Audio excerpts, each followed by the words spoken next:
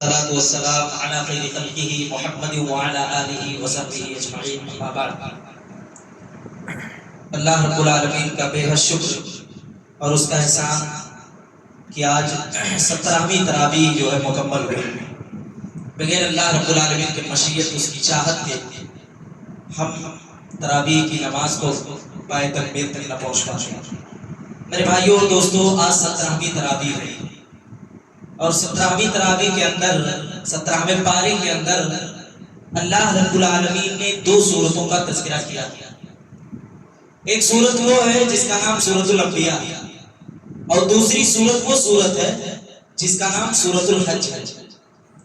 سورۃ الانبیاء میں اللہ رب العالمین نے انبیاء کرام کا تذکرہ کیا، بہت سارے انبیاء کا، زکریا علیہ السلام کا، ذوالکفل کا، یحییٰ کا، ایوب علیہ السلام کا، یونس علیہ السلام کا، ابراہیم علیہ السلام کا، بہت سارے انبیاء کرام کا اللہ رب العالمین نے اس آیت کریمہ کے اندر تذکرہ کیا اور ابراہیم علیہ السلام کے اس واقعے کا بھی تذکرہ کیا جس میں جب ابراہیم علیہ السلام و تسلیم سے لوگوں نے کہا کہ لوگوں آج عید کا دن ہے، میلے کا دن ہے، پورا گاؤں، پورا قبیلہ، پورا کنبہ میلے میں جا رہا ہے، لہٰذا ابراہیم تم بھی ہمارے ساتھ چلو۔ ابراہیم علیہ السلام نے کہا انا سقیم، میں بیمار ہوں، میں نہیں جا سکتا۔ انہوں نے کہا کہ آپ لوگ جائیے، میں میلے میں نہیں جا سکتا ہوں کیونکہ میں بیمار ہوں۔ جب پورے قوم اور قبیلے کے لوگ میلے میں چلے گئے، خوشیاں منانے لگے، تیوہار کو سیلیبریٹ کرنے لگے، تو ابراہیم علیہ السلام نے ایک کلہاڑی لیا اور کلہاڑی لے کر کے ان کے بت خانے میں چلے گئے جہاں پر بہت سارے بت جو ہے اکٹھا تھے، رکھے ہوئے تھے، جہاں پر لوگ جا کر کے ان کی عبادت کرتے تھے۔ ابراہیم علیہ السلام نے شروع سے لے کر کے آخر تک سارے بتوں کو کلہاڑی سے منہدم کر دیا، گرا دیا، ختم کر دیا، توڑ دیا، اور آخر میں جو بڑا بت تھا اس کو چھوڑ کر کے اسی کے گردن پر کلہاڑی کو لٹکا دیا۔ جب قوم والے، قبیلے والے میلے سے لوٹ کر کے واپس آئے تو انہوں نے دیکھا کہ ہمارے معبودوں کی اس طرح سے دور درشا کس نے کر دی، ہمارے معبودوں کو کس نے توڑ پھوڑ دیا، ہمارے معبودوں کو کس نے منہدم کر دیا، تباہ و برباد کر دیا۔ سارے لوگ پریشان اور حیران ہو گئے۔ ان میں سے ایک آدمی نے کہا کہ ایک نوجوان ہے جس کا نام ابراہیم ہے، اسی کا کارنامہ اور اسی کا کام یہ ہو سکتا ہے کہ وہی ہمارے معبودوں کو توڑا مروڑا ہو، اور وہ میلے میں ہمارے ساتھ نہیں گیا تھا، لہٰذا 100% یہ بات صحیح ہے کہ وہی جو ہے ہمارے معبودوں کی حالت اس نے کی ہے اور اسی نے توڑا ہوگا، اور بڑے کلہاڑی کو، بڑے بت کے اس نے لٹکا دیا۔ لہٰذا لوگوں کا ایک قافلہ اور جب تھا ابراہیم علیہ السلام و تسلیم کو تلاش کرنے لگا، ڈھونڈنے لگا، اور جب ابراہیم علیہ السلام کا پتہ لگ گیا تو لوگ ابراہیم علیہ السلام کے پاس گئے اور ان سے سوال کیا، اے ابراہیم تو نے ہمارے معبودوں کی حالت اس طرح سے کیوں کی؟ اے ابراہیم تو نے ہمارے معبودوں کو کیوں توڑا، کیوں منہدم کیا، کیوں تباہ و برباد کیا؟ ابراہیم علیہ السلام نے کہا انا سقیم، میں بیمار ہوں، میں نے نہیں توڑا ہے، لیکن ایک بت بچا ہوا ہے، جاؤ جو تمہارا مالک ہے، خالق ہے، رازق ہے، جو تمہیں روزی دیتا ہے، تمہاری مشکل کو دور کرتا ہے، اسی کے گردن میں کلہاڑی لٹکی ہوئی ہے، ظاہر ہے کہ اسی نے ان سارے بتوں کو منہدم کیا ہے، توڑا ہے۔ سارے لوگ سمجھ گئے کہ ابراہیم کا کارنامہ ہے، لہٰذا لوگوں کے اندر ایک الگ قسم کا غصہ تھا، لوگوں کا جو ہے گیم بن گیا، لوگوں کا رائے اور مشورہ ہونے لگا آپس میں کہ ابراہیم کو مار دیا جائے۔ ایک گروہ یہ کہہ رہا تھا کہ ابراہیم علیہ السلام کو جلاوطن کر دیا جائے، اور ایک گروہ کا یہ کہنا تھا کہ ایک آگ جلائی جائے اور اس آگ کے اندر ابراہیم علیہ السلام کو ڈال دیا جائے تاکہ لوگوں کے اندر یہ عبرت و نصیحت جائے کہ لوگ اس طرح سے پھر ہمارے معبودوں کی حالت کوئی کرنے کی ہمت و جسارت اور طاقت نہ رکھے، اسی لیے ایک آگ جلا کر کے ابراہیم کو اس کے اندر ڈال دیا جائے۔ لہٰذا لوگوں نے پلان بنایا اور پورے شہر میں اعلان کر دیا گیا کہ جس نے ہمارے معبود کی اس طرح سے حالت کی ہے، توڑ دیا ہے، کل یا پرسوں ایک دن متعین و مقرر کیا کہ ہم اس کو چوراہے پر آگ جلا کر کے اس کو اس آگ کے اندر ڈالنے والے ہیں۔ جب سارے کے سارے لوگوں کا مشورہ بن گیا، پورے گاؤں سماج اور قبیلے کے لوگ اکٹھا ہو گئے. ابراہیم علیہ الصلوۃ والتسلیم کو لایا گیا, آگ کو جلائی گئی, آگ کو بھڑکایا گیا. لوگوں نے دیکھا کہ ابراہیم علیہ الصلوۃ والتسلیم کے چہرے پہ مسکراہٹ ہے. ادھر اللہ رب العالمین نے کہا وَنَادَيْنَاهُ أَن يَا إِبْرَاهِيمُ, اللہ رب العالمین نے ابراہیم علیہ السلام سے کہا ابراہیم تو گھبرا نہیں, پریشان نہ ہو, تکلیف نہ لے, ڈرنا دہشت نہ کھا ان ظالموں سے. اللہ تیرے ساتھ ہے, تجھے کوئی مٹانے والا نہیں ہے, تجھے کوئی نقصان پہنچانے والا نہیں ہے. لوگوں نے جب آگ کو جلایا اور ابراہیم علیہ الصلوۃ والتسلیم کو آگ میں ڈالا, اللہ رب العالمین نے آگ کو حکم اور آرڈر جاری کیا. قلنا یا نار کونی بردا وسلاما علی ابراہیم, آگ سے اللہ نے کہا اے آگ کونی تو ہو جا بردا وسلاما, ٹھنڈی اور سلامتی والی ہو جا, نہ اتنا زیادہ ٹھنڈی ہو جا کہ میرے خلیل کو تکلیف ہو, نہ اتنا زیادہ گرم رہے کہ میرے خلیل کو اس میں تکلیف ہو. اللہ رب العالمین کے اذن سے, اجازت سے آگ جو ہے ٹھنڈی ہو گئی اور سلامتی والی ہو گئی, اور ابراہیم علیہ الصلوۃ والتسلیم کو ان ظالموں کی لگائی ہوئی اور جلائی گئی آگ سے ابراہیم علیہ السلام کو کوئی تکلیف اور نقصان نہیں پہنچا. میرے بھائیوں اور دوستو, اللہ رب العالمین پر اٹوٹ بھروسہ اور توکل کا نتیجہ یہ ہے کہ اللہ رب العالمین نے ابراہیم علیہ الصلوۃ والتسلیم کی مدد کی. میرے بھائیوں اور دوستو, اس سورت کے اندر اللہ رب العالمین نے ایوب علیہ السلام کا بھی تذکرہ کیا ہے. ایوب علیہ الصلوۃ والتسلیم کا تذکرہ کرتے ہوئے اللہ رب العالمین نے فرمایا کہ ایوب کو ہم نے ایک ایسی بیماری دی تھی جس سے ان کے بچے, ان کی بیوی, ان کے رشتہ دار سارے کے سارے لوگ چھوڑ کر کے چلے گئے, سوائے ان کی بیوی کے سارے لوگوں نے ان سے کنارہ کشی اختیار کر لیا. جب ایوب علیہ الصلوۃ والتسلیم بیماری کے عالم میں تھے, مصیبت میں تھے, پریشانی میں تھے, اللہ رب العالمین سے ندا لگا دیتا. وَأَيُّوبَ إِذْ نَادَى رَبَّهُ أَنِّي مَسَّنِيَ الضُّرُّ وَأَنْتَ أَرْحَمُ الرَّاحِمِينَ فَاسْتَجَبْنَا لَهُ فَكَشَفْنَا مَا بِهِ مِنْ ضُرٍّ وَآتَيْنَاهُ أَهْلَهُ. اے اللہ رب العالمین, ایوب نے صدا لگائی اللہ سے, اِذْ نَادَى رَبَّهُ, اے اللہ رب العالمین مجھے ایک تکلیف دے, بیماری لاحق ہوئی ہے, اے اللہ مجھے ایک بیماری آ گئی ہے, مجھے ایک پریشانی آ گئی ہے, اے اللہ رب العالمین تو میری اس مصیبت کو, اس پریشانی کو, اس تکلیف کو دور کر دے. سارے لوگ ساتھ چھوڑ کر کے چلے گئے, بیٹے چھوڑ کر کے چلے گئے, اور رشتہ دار ساتھ چھوڑ دیے, پڑوسی ساتھ چھوڑ دیے, گاؤں قبیلے سے نکال دیا گیا ایوب علیہ السلام کو. ایسی بیماری ان کو تھی, لیکن میرے بھائیوں اور دوستو, انہوں نے امید کا دامن اللہ رب العالمین سے نہیں چھوڑا, انہوں نے اللہ رب العالمین کی رسی کو نہیں چھوڑا, مضبوطی کے ساتھ اس کو پکڑے رہے اور اللہ رب العالمین سے لو لگاتے رہے کہ بیماری کو دور کرے گا تو اللہ رب العالمین کی دور کرے گا, اور اللہ تعالیٰ سے فریاد کرتے رہے, اور اخیر میں اللہ رب العالمین نے ان کی بیماری کو دور کر دی. میرے بھائیو اور دوستو, ایک اور واقعہ, اللہ رب العالمین نے سورۃ الحج کے اندر قیامت کا تذکرہ کیا ہے.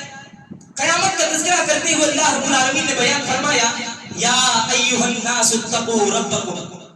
ان زلزلۃ الساعۃ شیء عظیم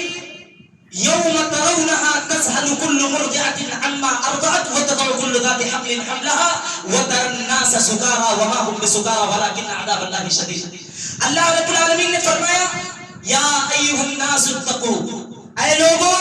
اللہ رب العالمین سے ڈرو, ان زلزلۃ الساعۃ شیء عظیم, اور اس بڑے اور خطرناک اور زبردست دن کے زلزلے سے ڈرو. خطرناک اور زبردست دن کے زلزلے سے ڈرنے کا مطلب قیامت کے دن سے ڈرو. یوم ترونها تذهل كل مرضعة, جس دن تم دیکھو گے کہ دودھ پلانے والی ماں اپنے دودھ پلاتے بچے کو چھوڑ کر کے بھاگ جائے گی. دنیا کے اندر اگر ماں سب سے زیادہ کسی سے محبت کرتی ہے تو سب اپنے چھوٹے بچے سے محبت کرتی ہے. اگر دنیا کے اندر کسی گھر کے اندر آگ لگ جائے, باپ بھاگ جائے, بھائی بھاگ جائے, پڑوسی بھاگ جائے, رشتہ دار بھاگ جائے, ماں اپنے اس ننھے منھے بچے کو بچانے کے لیے اپنے جان کی بازی لگا دے گی, داؤ لگا دے گی. لیکن اللہ کہہ رہا ہے یوم ترونها تذهل كل مرضعة, قیامت کا دن اتنا خطرناک اور زبردست ہوگا کہ دودھ پلانے والی ماں اپنے دودھ پلاتے بچے کو چھوڑ دے گی. وتذهل كل مرضعة عما ارضعت وتضع كل ذات حمل حملها, وہ دن اتنا خطرناک ہوگا, زبردست ہوگا، بھیانک ہوگا، حمل والیوں کے حمل ضائع ہو جائیں گے۔ اس دن کو دیکھ کر کے، اس دن کی سختی کو دیکھ کر کے حمل والیوں کے حمل آٹومیٹک گر جائیں گے، ضائع ہو جائیں گے۔ اس دن کی سختی اتنی زبردست رہے گی۔ وَتَرَى النَّاسَ سُكَارَىٰ، لوگ مدہوش ہو جائیں گے، بے ہوش ہو جائیں گے۔ وَمَا هُمْ بِسُكَارَىٰ،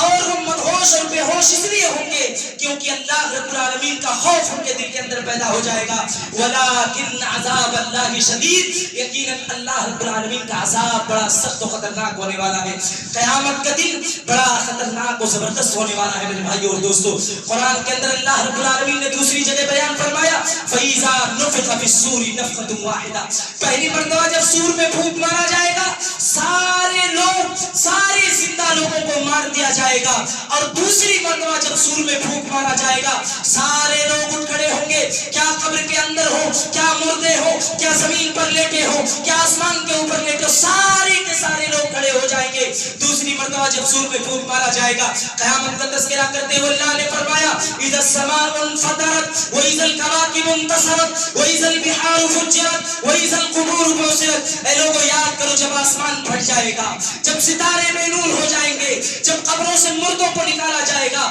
جب سمندروں کو چلایا جائے گا، فَإِذَا دُكَّتِ الْأَرْضُ دَكَّةً وَاحِدَةً، جب زمین اور آسمان کو دونوں کو آپس میں مار کر کے ریزہ ریزہ کر دیا جائے گا، جب نفسی نفسہ کا عالم ہوگا، باپ بیٹے سے بھاگے گا، بیٹا باپ سے بھاگے گا، بھائی بھائی سے بھاگے گا، ماں اپنے چھوٹے بچے سے بھاگے گی، بڑا خطرناک دن آنے والا ہے، بڑا زبردست دن آنے والا ہے۔ اللہ رب العالمین نے کہا کہ اے لوگوں اس دن کے لیے تیاری کرو۔ کامیاب کون ہوگا وہاں پر؟ کس کو کامیابی نصیب ہوگی؟ اللہ نے اس کا بھی تذکرہ کیا فَأَمَّا مَنْ أُوتِيَ كِتَابَهُ بِيَمِينِهِ فَيَقُولُ هَاؤُمُ اقْرَءُوا كِتَابِيَهْ إِنِّي ظَنَنتُ أَنِّي مُلَاقٍ حِسَابِيَهْ فَهُوَ فِي عِيشَةٍ رَاضِيَةٍ فِي جَنَّةٍ عَالِيَةٍ قُطُوفُهَا دَانِيَةٌ۔ اللہ رب العالمین کہے گا کامیاب رہا وہ شخص جس کے داہنے ہاتھ میں اس کا نامہ اعمال دیا جائے گا۔ فَيَقُولُ هَاؤُمُ اقْرَءُوا كِتَابِيَهْ، وہ لوگوں سے کہے گا لو دیکھو یہ میرا نامہ اعمال ہے، دنیا کے اندر میں نمازی تھا، میں پرہیزگار تھا، میں نمازوں کا اہتمام کرنے والا تھا، میں تہجد گزار تھا، میں تراویح کی نماز کو پڑھنے والا تھا، میں صدقہ و خیرات کرنے والا تھا، میں عہد کو پورا کرنے والا تھا، میں زنا کے قریب نہ جاتا تھا، مجھے امید تھا انی ظننت انی ملاق حسابیہ، مجھے غالب گمان تھا کہ میرا رب مجھے یہ بدلہ دے گا۔ فی جنت عالیہ، بلند و بالا جنت میں سے شخص کو داخل کر دیا جائے گا۔ فی جنت عالیہ قطوفها دانیہ، اور اس کو ایسی جنتوں میں داخل کیا جائے گا جس میں میوے لٹک رہے ہوں گے، جس کے نیچے نہریں جاری ہوں گی۔ اللہ کہے گا کلوا واشربوا ہنیئا بما اسلفتم فی الایام الخالیہ، اے جنتیوں جاؤ اس کے اندر جہاں کھانا چاہتے ہو، جہاں آرام کرنا چاہتے ہو، جہاں سونا چاہتے ہو، جو کچھ تمہیں نصیب و میسر ہو رہا ہے جاؤ گھومو کھاؤ پیو ٹہلو اور موج کرو، انجوائے کرو، تمہارے دنیا کے عمل کا بدلہ ہے۔ اور اللہ نے دوسری جگہ فرمایا وَأَمَّا مَنْ أُوتِيَ كِتَابَهُ بِشِمَالِهِ فَيَقُولُ يَا لَيْتَنِي لَمْ أُوتَ كِتَابِيَهْ وَلَمْ أَدْرِ مَا حِسَابِيَهْ يَا لَيْتَهَا كَانَتِ الْقَاضِيَةَ مَا أَغْنَىٰ عَنِّي مَالِيَهْ۔ اللہ جس کے بائیں ہاتھ میں نامہ اعمال دیا جائے گا، اللہ کہے گا رہا وہ شخص جس کے بائیں ہاتھ میں ہم نامہ اعمال دیں گے۔ فَيَقُولُ يَا لَيْتَنِي لَمْ أُوتَ كِتَابِيَهْ، جس کے بائیں ہاتھ میں نامہ اعمال دیا جائے گا وہ کہے گا اے کاش کہ مجھے میرا نامہ اعمال نہ ملتا، نہ دیا جاتا میرا نامہ اعمال۔ لموت کتابیہ ولم ادر ما حسابیہ ولم ادر ما حسابیہ، میرے مال نے مجھے کامیاب نہ کیا، میری دولت نے مجھے کامیاب نہ کیا، میری پہچان و پکڑ نے مجھے کامیاب نہ کیا۔ یا لیتہا کانت القاضیہ، اے کاش اے کاش اے کاش کہ میں دنیا کی زندگی کی قدر کرتے ہوئے اس میں اعمال صالحہ کرتا، اچھے کام کرتا، نیک کاموں کی طرف رغبت دلاتا۔ یا لیتہا کانت القاضیہ ما اغنی عنی مالیہ، میرے مال نے مجھے بے نیاز نہیں کیا۔ ہلک عنی سلطانیہ، میری پہچان نے، میری پکڑ نے، میری سوچ نے مجھے ہلاک کر دیا، تباہ و برباد کر دیا۔ خذوہ فغلوہ، آرڈر ہوگا، حکم جاری کیا جائے گا رب کی جانب سے، پکڑو ایسے ظالموں کو اور جھکڑ کر کے ان کو گھسیٹتے ہوئے جہنم میں داخل کر دو۔ خذوہ فغلوہ ثم الجحیم صلوہ ثم فی سلسلۃ ذرعها 70 ذراعا فاسلکوہ۔ اللہ کہے گا ان کے پیروں میں بیڑیاں لگا دو، ان کے ہاتھوں میں بیڑیاں لگا دو، ان کو قدم سے چلنے نہ دیا جائے، ان کو گھسیٹتے ہوئے جہنم میں لے جائے، کسی کو پاؤں کے بل، کسی کو پیٹھ کے بل، کسی کو سر کے بل، کسی کو ہاتھ کے بل، کسی کو گھٹنے کے بل گھسیٹتے ہوئے جہنم میں داخل کر دیا جائے گا۔ خذوہ فغلوہ ثم الجحیم صلوہ ثم فی سلسلۃ ذرعها 70 ذراعا فاسلکوہ انہ کان لا یؤمن باللہ العظیم ولا یحض علی طعام المسکین۔ میرے بھائیو اور دوستو، وہ دن بڑا خطرناک ہونے والا ہے، بڑا زبردست ہونے والا ہے۔ اس دن کو یاد کریے اور یاد کرتے ہوئے پھر اللہ سے لو لگائیے، اللہ سے امیدیں وابستہ کیجیے، نمازوں کا اہتمام کیجیے، دنوں کو مقرر نہ کیجیے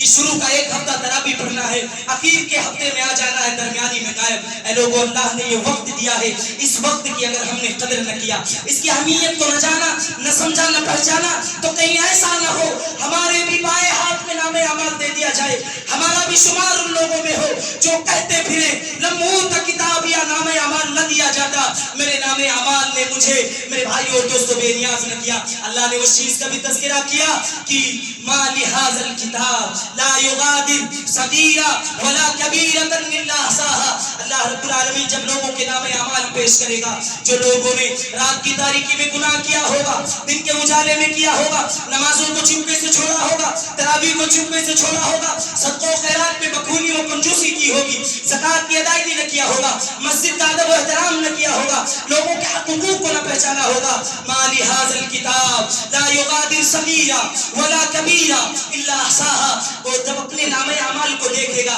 افسوس کرے گا، ندامت و شرمندگی کو محسوس کرے گا اور اس کا اظہار کرے گا اور کہے گا اس کتاب کو کیا ہو گیا ہے، اس نے نہ تو چھوٹی چیز کو چھوڑا نہ تو بڑی چیز کو چھوڑا، جو ہم نے رات میں کیا تھا وہ بھی یہاں درج ہے، جو دن میں کیا تھا وہ بھی یہاں درج ہے، جو چوراہے پہ کیا تھا وہ بھی یہاں درج ہے، جو سماج میں کیا تھا وہ بھی درج ہے، بیوی کو تکلیف دی ہوگی وہ بھی درج ہے، سماج کو پریشان کیا ہوگا وہ بھی درج ہے، جھوٹ بولا ہوگا وہ بھی درج ہے، ہر عمل کو درجایا اور درسایا گیا ہوگا۔ ما لہذا الکتاب لا یغادر صغیرہ ولا کبیرہ الا احصاها ووجدوا ما عملوا حاضرا ولا یظلم ربک احدا۔ اللہ کہ ہم کسی کے اوپر ظلم کرنے والے نہیں ہیں، اس لیے میرے بھائیو اس دن کو یاد کرو اور یاد کر کے رو، اللہ سے فریاد لگاؤ، امیدیں وابستہ کرو، اللہ سے دعائیں مانگو، اس اعتماد کے ساتھ، اس توکل کے ساتھ اللہ سے دعا مانگو کہ اے اللہ ہم تیرے در کے سوالی ہیں، تو نے دھتکار دیا، تو نے معاف نہ کیا، رحم نہ کیا، دنیا کے کسی بھی دربار کے پاس ہم چلے جائیں گے،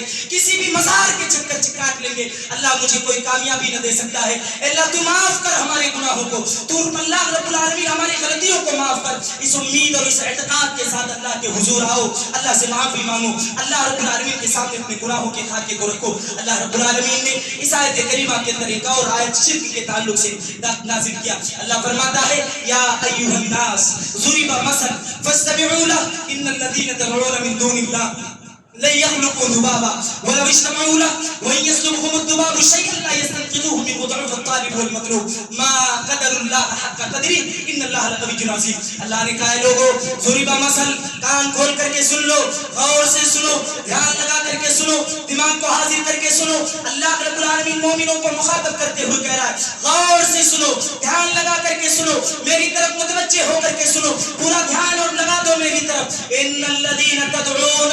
اللہ کے علاوہ جس کو تم پکارتے ہو، لن يخلقوا ذبابا، وہ ایک مکھی بھی پیدا کرنے کی طاقت اور حیثیت نہیں رکھ سکتے ہیں۔ اللہ نے آگے کہا مکھی تو دور کی بات ہے، اگر مکھی ان کے اوپر چڑھائی جانے والی چیز بھی لے کر کے بھاگ جائے تو وہ اس سے چھیننے کی طاقت اور حیثیت اور قدرت نہیں رکھتے ہیں۔ آگے اللہ نے کہا ما قدر اللہ حق قدری، لوگوں نے اللہ کو پہچانا نہیں، اللہ کو جانا نہیں، اللہ کی قدرت کا اندازہ نہیں لگایا، اللہ کی رحمت کا اندازہ نہیں لگایا، اللہ رب العالمین کی رحیمی کا اندازہ نہیں لگایا، اللہ رب العالمین کی خالقی کا اندازہ نہیں لگایا۔ ان اللہ لقوی عزیز، اللہ تعالیٰ غالب حکمت والا ہے۔ میرے بھائیوں اور دوستو، شرک سے اپنے دامن کو بچا کر کے رکھیے، یہ وہ پیمانہ ہے، اگر یہ پیمانے کے ساتھ کھلواڑ ہو گیا،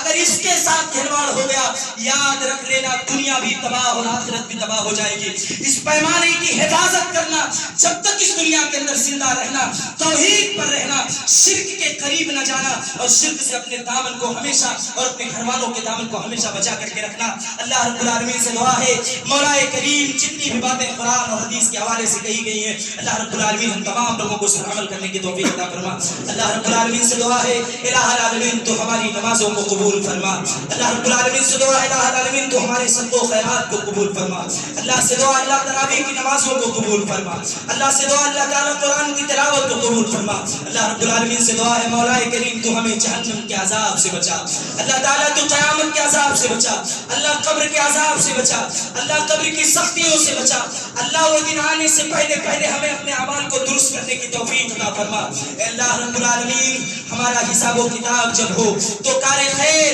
اور اچھے لوگوں میں ہو۔ اے اللہ رب العالمین تو ہمیں دنیا کے اندر یہ توفیق دے کہ ہم دنیا کے اندر عمل صالح کریں، نمازوں کا اہتمام کریں، تراویح کی نمازوں کا اہتمام کریں، صدقہ و خیرات کا اہتمام کریں۔ مولا کریم تو یہ توفیق دے ہمیں کہ ہم زکوٰۃ کی ادائیگی کریں۔ اے اللہ جب تک اس دنیا کے اندر زندہ رکھ، ایمان پر زندہ رکھ۔ اے اللہ جو قرض دار ہیں ان کی قرض کو دور کر دے، جو مصیبت زدہ ہیں ان کی مصیبتوں کو دور کر دے۔ مولا کریم جو پریشان ہیں ان کی پریشانی کو دور کر دے۔ مولا کریم مسلمان بھائی اس دنیا کے کسی بھی خطے، کسی بھی گوشے کے اندر ہو، مولا کریم تو ان کی پریشانی کو دور کر دے۔ اللہ جو تنگحال ہیں ان کی تنگحالی کو دور کر دے۔ اللہ کا والدین کو صبر و تحمل کے ساتھ اور بچوں کو ان کے ساتھ اچھا سلوک کرنے کی توفیق عطا فرما۔ مولا کریم جو اس دنیا سے رخصت ہو گئے ان کو کروٹ کروٹ جنت نصیب فرما۔ مولا کریم جو اس دنیا کے اندر زندہ ہیں انہیں ایمان پر زندہ رہنے کی توفیق عطا فرما۔ خاتمہ بالخیر ہو تو ایمان پر ہو، آمین۔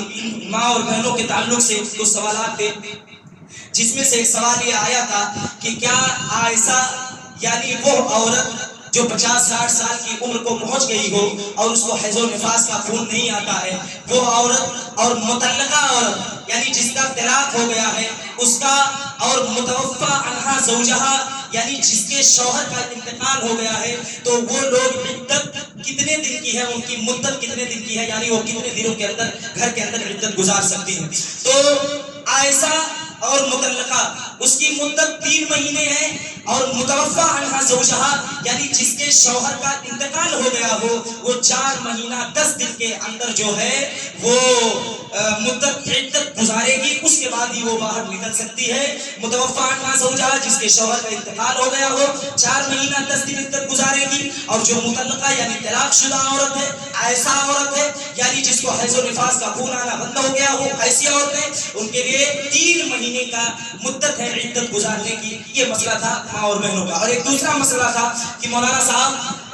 زکوٰۃ کی ادائیگی اگر ہمارے پاس سونا ہو تو کتنے سونے میں کتنا ہے اور کتنے میں کتنا ہے؟ تو اگر 85 گرام ہے، 85 گرام سے زائد اگر سونا ہے تو اس میں 2.5% زکوٰۃ دینا ہے۔ 2.5% کا زکوٰۃ میں نے جب پتا کیا، کنفرم کیا، تو اس کا تقریباً 82 یا 83 ہزار آ رہا ہے، 82 یا 83 ہزار روپیہ آ رہا ہے۔ اور اس میں 2.5% جب آپ بنائیں گی تو 2.5% کا 2050 روپیہ بن رہا ہے۔ 2050 روپیہ 2.5% کا بن رہا ہے۔ اب آپ کے پاس کتنا بھی سونا ہو، 8.5 سے زیادہ 9 تولہ ہو، 10 تولہ ہو، 11 تولہ ہو، 12 تولہ ہو، کتنا بھی تولہ ہو، اگر اس سے زیادہ ہو تو پورے مال میں سے 2.5% زکوٰۃ نکالیں گے سونے میں سے۔ فار ایگزامپل ایک میری ماں شاید آئی ہوئی تھی، وہ ہم سے سوال کر رہی تھی کہ مولانا 12 تولہ ہمارے پاس سونا ہے تو اس میں سے جو ہے ہم کتنا زکوٰۃ نکالیں گے؟ 12 تولہ سونا میں سے ان کا 25,600 روپیہ ان کا بن رہا تھا 2.5% کے حساب سے 12 تولہ کی۔ ایسا نہیں ہے کہ 85 گرام سونا جب ہو گیا تو 85 گرام سے زیادہ یعنی 100 گرام پڑ گیا، 200 گرام پڑ گیا یا 1 تولہ پڑ گیا تو صرف وہ 85 گرام سے زائد سونے اور زیورات میں زکوٰۃ نکالنا نہیں، پورے مال سے نکالنا پڑے گا۔ 85 گرام ہے، 86 گرام ہو گیا تو پورے مال کا جو ہے ہم اس کو رکھیں گے اور اس کی قیمت پتا کریں گے۔ اگر قیمت سے نکالنا ہے تو اس میں سے 2.5%، اور اگر قیمت سے نہیں سونا نکالنا ہے تو اتنا کرام ہمیں مائنس کرنا پڑے گا، اس حساب سے نکالنا پڑے گا، پورے مال کا سونا ہمیں نکالنا پڑے گا. اور جو 12 تولہ جو خاتون ہم سے آ کر کے سوال کر رہی تھی ان کا تقریباً 24,600 روپیہ 12 تولہ میں سے 2.5% کے حساب سے بن رہا ہے. اللہ تعالیٰ سے دعا، اللہ تعالیٰ ہمیں کہنے سننے سے زیادہ عمل کرنے کی توفیق عطا فرمائے.